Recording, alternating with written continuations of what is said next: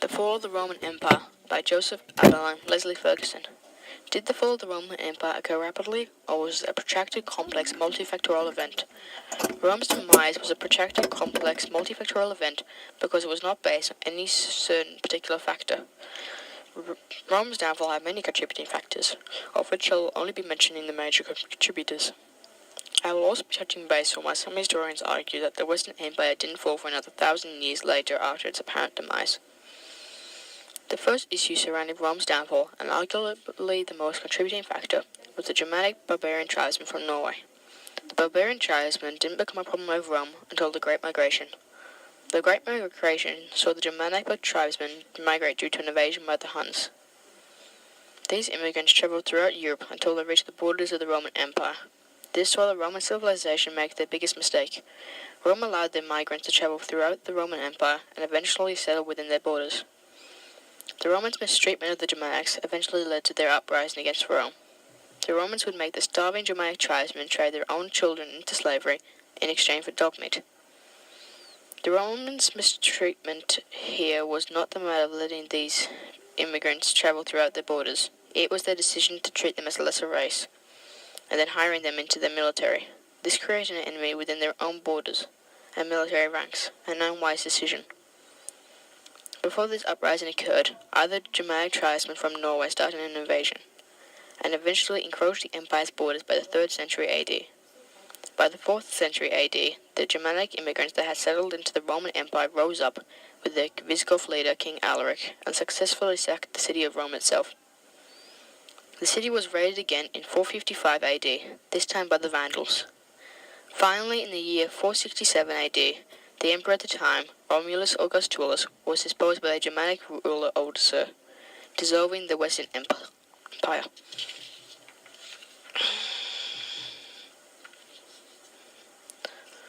Another major contributing factor to the Roman Empire's demise would be overexpansion as well as military overspending. One of the links between overexpansion and overspending is that one is not possible without the other. In this case, expansion is not possible without the required funding for its furthering. This constant expansion eventually split the Western Empire into 3 parts. Another problem with overexpansion and constant need for military funding is that the empire eventually had a lack of money for other important infrastructure, for example, food, housing, and other employment. The Roman Empire was virtually on the brink of bankruptcy as later Roman coins were made with a smaller percentage of silver in them. This reflects the deterioration of their economy. The lack of funding eventually took its toll on the military, the strength on which the Roman Empire was based upon. The once loyal army of the West became nothing more than a group of mercenaries, who would abandon their homeland in search of employment and money for their families. So by the end of Rome, their army was nothing more than some Germanic mercenaries defending their homeland against other Germanic tribesmen, who eventually joined forces and rose up against Rome. The main reason Rome could not deal with its now 5 million kilometer square size is that they could not respond fast enough to Germanic barbarian attacks on their borders. Corruption was another prevailing issue that contributed to the empire's demise. The issue with the empire divided was that the different divisions of the empire would argue who they wanted to be elected as emperor. The choice would usually be disputed by certain sections of the empire, causing the position of emperor to be an impractical job, because it was a certain death sentence. At one stage, there were among 23 emperors in only 75 years. This is roughly around a new emperor every 3 years. Many of the emperors were assassinated. Among many of these assassinations, the cold-blooded slaughter was often committed by the emperor's own personal guards. This would happen at their will. Either they did not see the current emperor at the time fit to rule, or they had their own personal opinion which individual should be in command of the Roman Empire. At one stage, the job was even auctioned off to the highest bidder. This was probably because the guards perceived this would allow a person of enough wealth to sustain the economic security of the empire, or they were just trying to create some more income for the family. This lack of economic wealth to run the basic infrastructure of the empire came from greed. The wealthier families refused to send their offspring off to war, and refused to pay taxes even though the poor still did. This had the consequence of the poor getting poorer, and the rich, of course, accumulating more and more wealth. This fomented civil unrest. The empire, of course, focused the entirety of its wealth on constant war, and near the end of the Roman Empire, constant civil conflict as well. The tax burden, which was heavily weighted against the poor, was spent mainly on protecting the empire's borders and putting down internal rebellion. This was at the expense of important infrastructure, such as agriculture, education, transport, water, and sewerage, which had been the driving force for the economic success of Rome. Another major contributing factor was the inability to sustain economic wealth. Rome's primary way of sustaining economic wealth was through the conquering of new territory.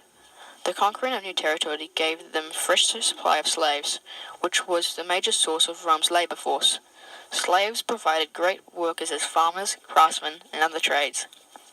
This income from free labour required very little funding, and it enabled the Roman Empire to get away without having to pay labour costs for the majority of their workers. Once the empire got to its greatest extent it would ever reach, and started to contract in size, its supply line of slaves and hence its economic base began to diminish. Rome's primary source of slave labour at the time came from North Africa.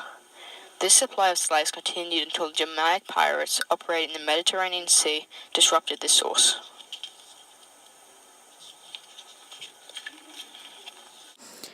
Rome's army experienced a crippling defeat when it came to the exchange of faith throughout the Roman Empire. The once polytheistic Roman Empire started to drift away from their traditional beliefs and started to move towards Christianity. In 313 AD, the Edict of Milan legalized Christianity, and in the year 380 AD, Christianity was declared the religion of the state. The reason why this adversely affected the Romans was because Christians refused to join the military, because killing went and still is to this day against core Christian values and beliefs. As we have all grown to understand, the two empires, Eastern and Western, drifted apart over time, causing them not to cohesively and constructively work together for the greater good of their once great nation. This constant state of poor cooperation and increasing rivalry caused the two empires to go opposite ways financially.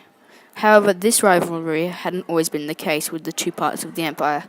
Once they had been united, and once there was only one empire, the Roman Empire. This was the case until Emperor Diocletian divided the mighty empire into two halves.